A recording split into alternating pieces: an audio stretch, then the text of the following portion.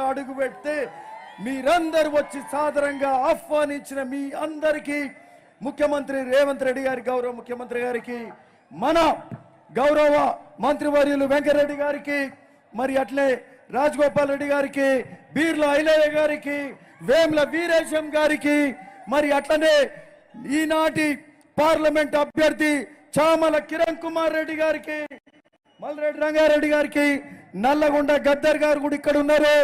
మాట్లాడే సమయం దొరకలేదో చెప్తారా?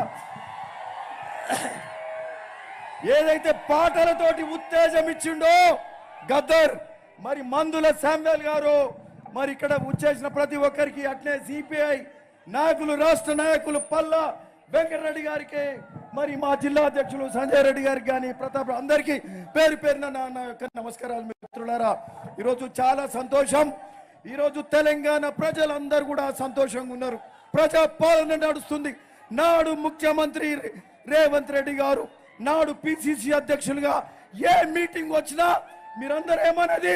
సీఎం సీఎం సీఎం అనేదా? ఆ సీఎం అన్న మాటలు నాడు రేవంత్ రెడ్డి గారు ఇంద్రవెల్లి కొండలు కోనల నుంచి 3 రంగుల జెండా పట్టి ఖమ్మం అడుగుల వరకు ఆ కొస వరకు మరి మువ్వెన్నెల జెండా రెపరెపలాడిస్తూ ప్రజల గుండెల్లో నాటుకుపోయేలా చేసి ఈ రాష్ట్రంలో కాంగ్రెస్ ప్రభుత్వం వచ్చేలా చేసిన మన అభిమాన నాయకులు ముఖ్యమంత్రి రేవంత్ రెడ్డి గారు, మరి అట్లనే వెంకరెడ్డి గారు కూడా నాడు తన మంత్రి పదవే త్యాగం చేసిండు తెలంగాణ కోసం. అట్లాంటి మంత్రివర్యులు మరి రాజగోపాల్ రెడ్డి గారు కూడా పార్లమెంట్ లో పెప్పర్ స్ప్రేలకు ఎదురొడ్డి తెలంగాణ బిల్లు రావడానికి కృషి చేసినటువంటి నాయకులు, నా సహచర ఎమ్మెల్యేలు కూడా గొప్ప వాళ్ళు ఉన్నారు. ఎవ్వరు తక్కువ గారు. వీరేశం గాని, శామ్యుల్ గాని, ఇప్పుడే ఇన్నారు ప్రతాప్ గాని, మరి మల్రెడ్డి రంగారెడ్డి గారని, ఇట్లాంటి గొప్ప నాయకులు ఉన్నారు. నాడు అసెంబ్లీలో అనేక స్థానాలు గెలిచినాం. ఆ రోజు 2 నెలలు 3 నెలల నుంచి గ్రాఫ్ మారింది. రేవంత్ అన్న 85 అసెంబ్లీలలో ప్రచారం చేస్తూ ప్రజలను కదిలిస్తే ఈ రోజు మనకు ముఖ్యమంత్రి గారు ఉన్నారు, గౌరవ వెంకరెడ్డి గారు మంత్రివర్యులు ఉన్నారు, రాజగోపాల్ రెడ్డి గారు ఉన్నారు.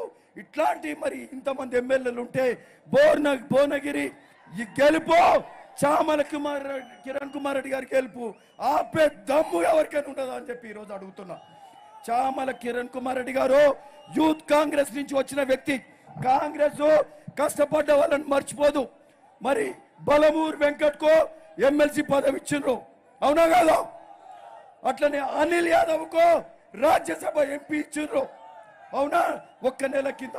ఈ రోజు 20 ఏళ్లకెళ్ళి పని చేస్తున్న యూత్ కాంగ్రెస్ అభ్యర్థి మరి చామల కిరణ్ కుమార్ రెడ్డి గారికి యూత్ కాంగ్రెస్ అభ్యర్థిగా ఈ రోజు పార్లమెంట్ అభ్యర్థిగా ఇక్కడ నిలబెడితే ఇక్కడ ఉన్న యూత్ ఊరుకుంటారా?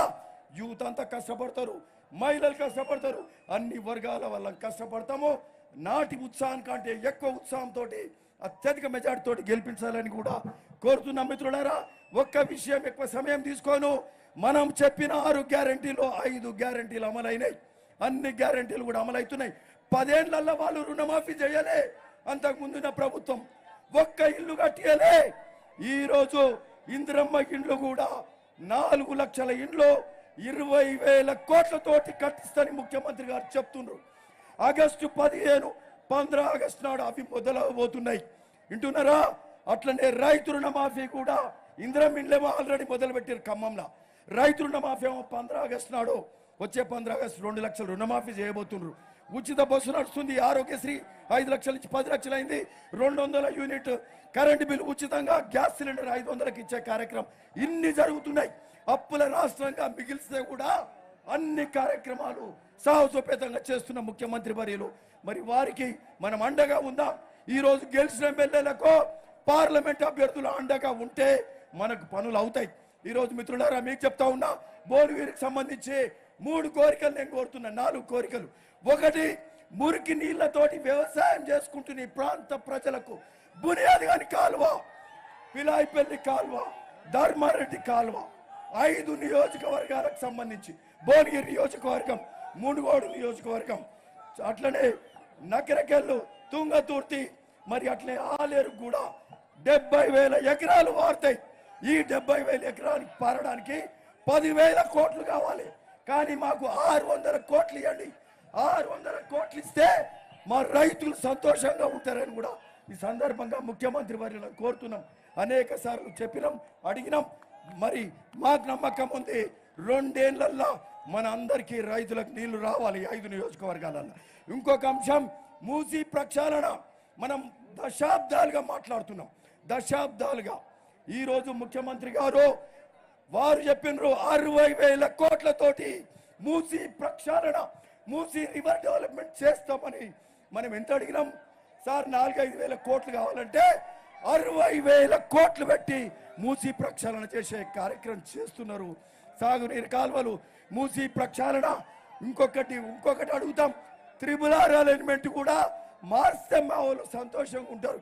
టిఆర్ఎస్ వాళ్ళు బయట పోయే రోడ్డును మా మీదకు నూకిర్రు, వాళ్ళ భూములు కాపాడుకోవడానికి రోడ్డు మా మీద నూకిర్రు. అది మళ్ళా పునః పరిశీలన చేయాల్సిందిగా మా మంత్రివర్యులు వెంకరెడ్డి గారికి అట్లే ముఖ్యమంత్రి గారిని కూడా కోరుతా ఉన్నాం. మరి ఇవన్నీ కూడా ఉన్నాయని చెప్పి, ఒకటి ఇండస్ట్రియల్ కారిడార్ కావాలి, ఐటీ కారిడార్ కావాలి. మీరు అన్నారు, సార్ అన్నాడు, RRR రింగ్ రోడ్డు RRR మధ్యలో ఇండస్ట్రియల్ కారిడార్ చేస్తున్నాడు. మనకు ఐటీ పార్క్ కానీ ఇండస్ట్రియల్ కారిడార్ వస్తే ఈ యువతకు ఉద్యోగాలు వస్తాయని చెప్పి అది కూడా ఒక విజ్ఞప్తి చేస్తున్నాం. ఇవన్నీ కూడా భువనగిరికి మార్గదర్శి వచ్చిందని పదే చెప్తున్నా. ముఖ్యమంత్రి రేవంత్ రెడ్డి గారి వారి టైంలో, వారి సమయంలో, వారి పాలనలో అసెంబ్లీ, భువనగిరి పార్లమెంటు కూడా అభివృద్ధి తథ్యం. ఇక్కడ చామల కిరణ్ కుమార్ రెడ్డి అన్న మనకు అండగా ఉంటాడు, మిత్రుడు. మనమందరం కూడా ఈరోజు నాడు పోరాడినాం. మరొక్కసారి మిమ్మల్ని కోరుతున్నా, మరొక్కసారి మీ అందరిని కోరుతున్నా, ప్రతి కార్యకర్త, ప్రతి గ్రామం, ప్రతి వార్డు, టౌన్స్ మళ్ళా జెండా రెపరెపలాడించండి. మేము తిరుగుతాం ఈ 17 రోజులు. మెజార్టీ అంతకంటే ఎక్కువ రావాలి మనకు. కాంగ్రెస్ అభ్యర్థికి నియోజకవర్గాల రాజగోపాల్ రెడ్డి గారు పోటీ పెట్టిర్రు. మన భువనగిరి నియోజకవర్గం అత్యధిక మెజార్టీ ఇచ్చి మన చామల కిమార్ రెడ్డిని గెలిపించాల్సిందిగా కోరుతూ మీ అందరికీ నమస్కరిస్తున్నా. జై కాంగ్రెస్, జై కాంగ్రెస్. థ్యాంక్ యూ మిత్రులు. ఇప్పుడు మన మంత్రివర్యులు, R&B శాఖ మాత్యులు, మన ప్రియతమ నాయకులు వెంకరెడ్డి గారు మాట్లాడారు.